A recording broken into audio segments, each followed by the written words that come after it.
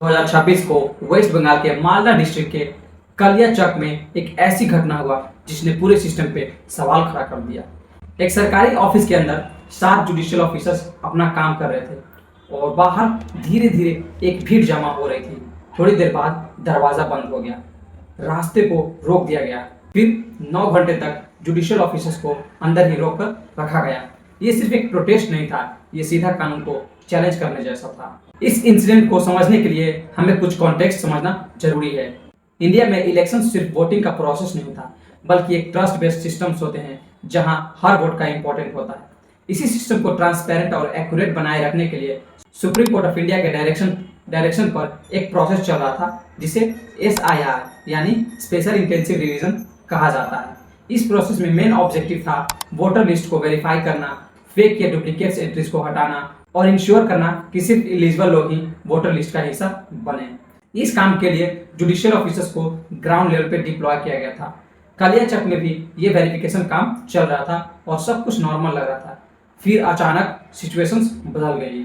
1 अप्रैल को दोपहर को जुडिशियल ऑफिसर्स कलियाचक के BDO ऑफिस में वोटर वेरिफिकेशन का काम कर रहे थे। इस दौरान बाहर के कुछ लोग जमा होने लगे। शुरू में यह एक आम प्रोटेस्ट जैसा लग रहा था, जहां लोग अपनी बातें रखना चाहते थे, लेकिन धीरे धीरे भीड़ बढ़ने लगी।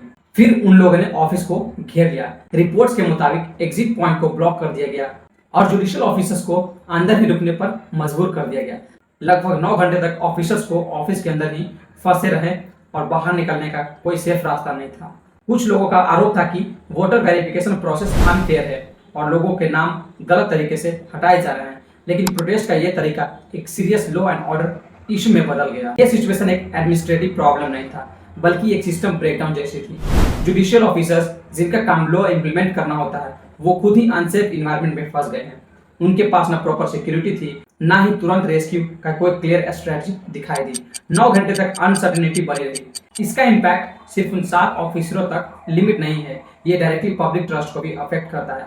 अगर वोटर वेरिफिकेशन जैसे क्रूशियल प्रोसेस इस तरह से डिस्टर्ब किया जा सकता है तो इलेक्शन की क्रेडिबिलिटी पर भी सवाल उठता है। इंसिडेंट के बाद ऑथोरिटीज ने एक्शन लिया। वेस्ट बंगाल पुलिस ने इस केस में 18 से ज्यादा लोगों को अरेस्ट किया, जबकि कुछ रिपोर्ट में अरेस्ट की संख्या 30 के आसपास बताई गई है। इनिशियल इन्वेस्टिगेशन में यह भी सामने आया कि कुछ अक्यूज्ड का कनेक्शन एक लोकल पॉलिटिकल नेटवर्क से हो सकता है, जिसे रिपोर्टेडली ऑल इंडिया मजलिस-ए-इत्तेहादुल मुस्लिमीन से जोड़ा जा रहा है। इस इंसिडेंट की सीरियसनेस को देखते हुए इलेक्शन कमीशन ऑफ इंडिया ने इन्वेस्टिगेशन को सेंट्रल एजेंसी को ट्रांसफर कर दिया गया है। अब इस केस की जांच सेंट्रल ब्यूरो ऑफ इन्वेस्टिगेशन और नेशनल इन्वेस्टिगेशन एजेंसी कर रही है। CBI ने अपनी फॉर्मल इन्वेस्टिगेशन शुरू कर दी है, जिसमें यह देखा जा रहा है कि ऑफिसर्स के साथ एग्जैक्टली क्या हुआ है, लोकल एडमिनिस्ट्रेशन और पुलिस की रिस्पॉन्स कैसी थी और क्या ये इंसिडेंट प्री प्लान था या नहीं। इस पूरे इंसिडेंट के बाद सबसे बड़ा सवाल सिक्योरिटी और प्रिपेयर्डनेस पे उठता है। जब जुडिशियल ऑफिसर्स एक सेंसिटिव काम के लिए ग्राउंड पे गए थे तो उनके लिए एडिक्वेट प्रोटेक्शन क्यों नहीं इंश्योर किया गया था? क्या लोकल इंटेलिजेंस सिस्टम ने इन सिचुएशन को पहले से प्रिडिक्ट किया था या नहीं, या फिर एडमिनिस्ट्रेशन ने इस रिस्क को लाइटली ले लिया? सुप्रीम कोर्ट ऑफ इंडिया ने इस इंसिडेंट को एक ब्राजेट अटेम्प्ट कहा जा रहा है, जो जुडिशियल और इलेक्टोरल अथॉरिटी को चैलेंज करता है। कोर्ट ने वेस्ट बंगाल गवर्नमेंट को प्रोटेक्शन के मामले में कंप्लीट फेलियर भी बताया है। इसके बाद पॉलिटिकल रिएक्शंस भी सामने आए।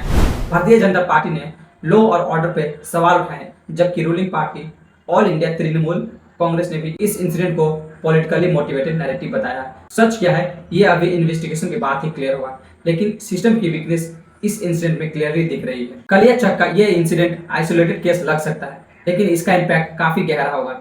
ये हमें ये भी सोचने पर मजबूर करता है कि अगर लॉ इन्फोर्स करने वाले ही ग्राउंड पे सेफ नहीं है तो डेमोक्रेसी का फ्रेमवर्क कितना सिक्योर है। वोटर लिस्ट वेरिफिकेशन, इलेक्शन और जुडिशियल अथॉरिटी, ये सब एक स्ट्रॉन्ग डेमोक्रेसी का पिलर्स है। अगर इन्हें ओपनली चैलेंज किया जाता है तो प्रॉब्लम सिर्फ एक इंसिडेंट तक लिमिट नहीं रहती है। आखिर में सवाल ये नहीं है कि इस घटना के पीछे कौन था, बल्कि सवाल है कि क्या हम अपने डेमोक्रेटिक सिस्टम को इफेक्टिवली प्रोटेक्ट कर पा रहे हैं। आप क्या सोचते हो दोस्तों? इस वीडियो के ऊपर कमेंट में जरूर बताएं।